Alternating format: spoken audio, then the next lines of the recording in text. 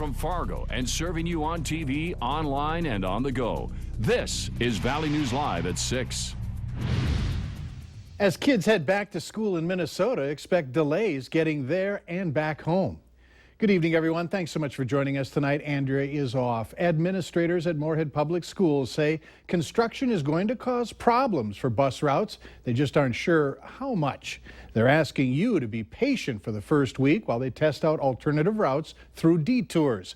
Valley News Team's crime and safety reporter Nicole Johnson shows us which schools are expected to be the worst.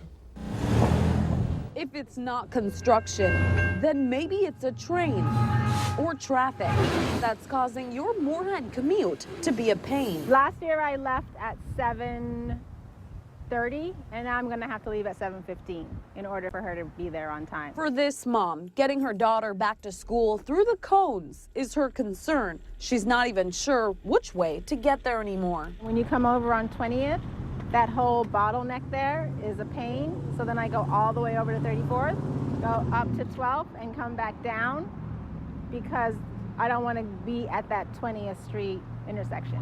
According to a representative with the Moorhead School District, the bus routes that are going to be impacted the most by construction are ones that are forced to use trouble areas like 8th Street. Those are going to be more of the high schools and middle schools. Elementary schools aren't anticipated to be as big of an issue. With new routes, families, and stops, there are a lot of uncertainties. One thing is for sure, until the construction is done, it's going to cause some problems. Especially for the people in Moorhead, you know, I'm sure like that's their whole summer, so I guess they just assume you'll figure it out. Nicole Johnson, Valley News Live. MnDOT says the goal is to get 8th Street open north and southbound by Labor Day. A tense morning in Moorhead as police came to the scene where a man with a gun was said to be at the terrace on the Green apartment building. It happened just before 3 a.m. at the 1900 block of 18th Avenue South. Police found a man pointing a gun toward one of the entrances. He was told to drop the gun, and he did. The man told police he was defending himself from someone trying to break into his apartment and had fired a warning shot before officers arrived. No one was hurt. Another man was taken in for questioning. He was said to have tried to break into the apartment, but at this time, no one has been arrested. Sunday night shooting in West Fargo has officially been ruled a murder-suicide. Investigators say it appears that Clarence Baumgartner shot and killed his wife Tammy Baumgartner and then turned the gun on himself. It happened in the 400 block of C Street just after 9 p.m.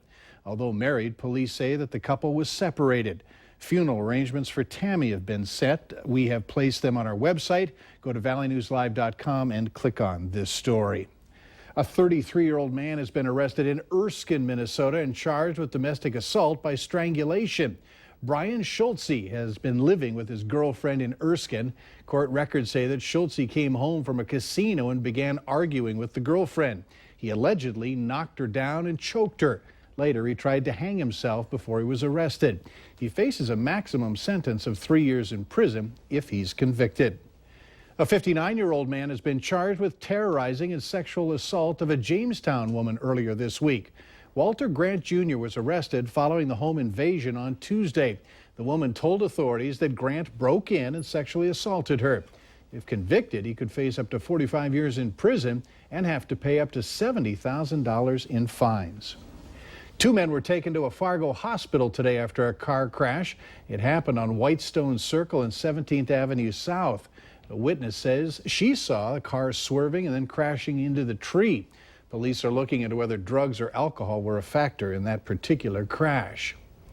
It was cool out today with a little wind, but let's throw it over to Justin Fanfarelli to find out if we're going to see some winds and cold temperatures tonight. Justin?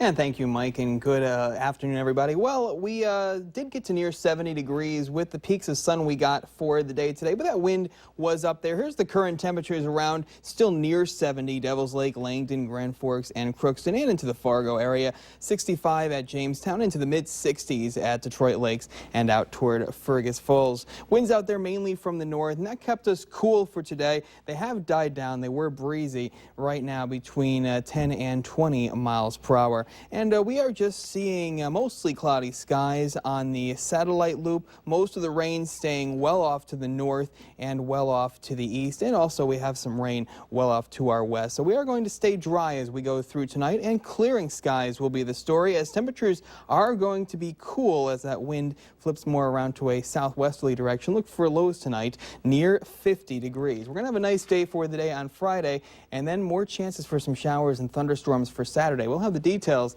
coming up a little later on in the newscast. All right, thanks so much, Justin. And remember, you can stay up to date on the weather conditions where you are anytime on your smartphone or tablet.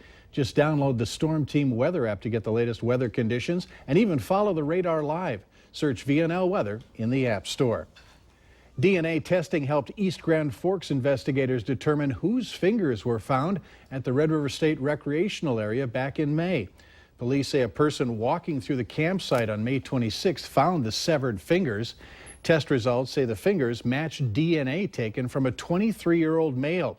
He was involved in a fireworks accident in late April. Students returning to Concordia College may soon have the option to drink in their dorm rooms. A school official tells us that student affairs and resident life groups will be meeting this semester to work on a policy to allow students to drink in private living areas. Students aren't back yet at school, but it's expected the decisions will be made sometime during this school year. The University of Minnesota Crookston has started its new school year, continuing to be among the leaders in online education.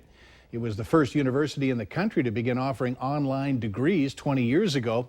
Officials don't have final numbers yet on enrollment, but it's expected to be close to the last year total of just over 1,800 students. Around half of those students are getting their degrees off campus and online.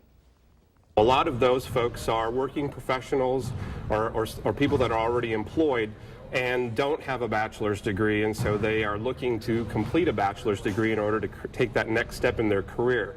The majority of those online students are from the greater Minneapolis area between the ages of 30 and 35. Well, there's a party going on in South Fargo to help fire people up for this weekend's opening football game for the NDSU Bison. So let's go live to Shields All Sports and Valley News Live sports director Beth Houle. Beth? Hey, Mike, that's right. It's a party out here. The music's blaring, the yard signs have been passed out, the hot dogs are still being served, kids are playing on all of the games, and of course, Corso, the live Bison, is here, out here to help get people excited for this Bison football season, as if we needed anything to add to the excitement. NDSU taking on Charleston Southern this weekend. Our pregame show starting at 5:30, the game at 6:30 on ESPN. It's going to be a thrilling show on the field, but it's going to be a lot of excitement leading up to this moment as well. They've got the block party going on tonight until 8 o'clock, so you still got plenty of time to get out here. Coach Kleiman is on his way out here, expected at about 6:45 to address the media, or to address all of the fans out here.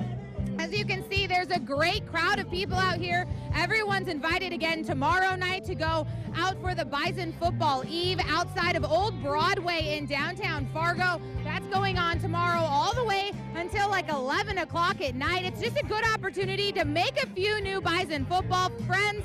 And of course, I made another, well, not another friend, an old friend today, a longtime friend, Huss Johnson.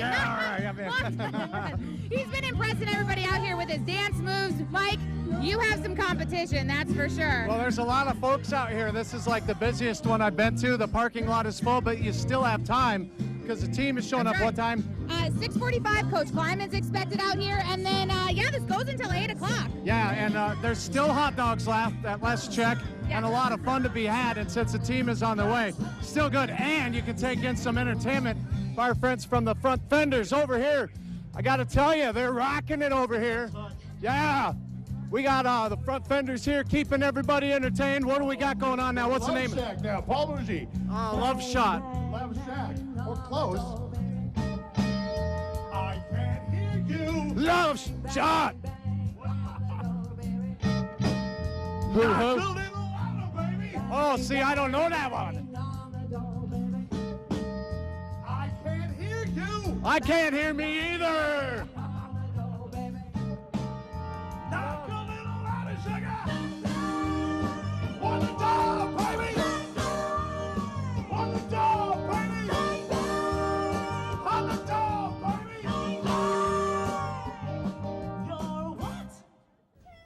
why don't we just let him rock out a little while? Meanwhile, in other news, Louisiana flood victims need help, especially certain supplies. Later on Valley News Live at 6, what you can do to donate that's going to make a difference. And we picked up a trace of rain today with a high reaching 71 degrees in the Fargo area, well below normal for this time of year. We'll tell you where the weather goes from here. Coming up next.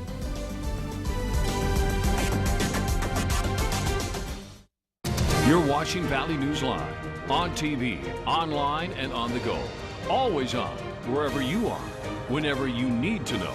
Valley News Live.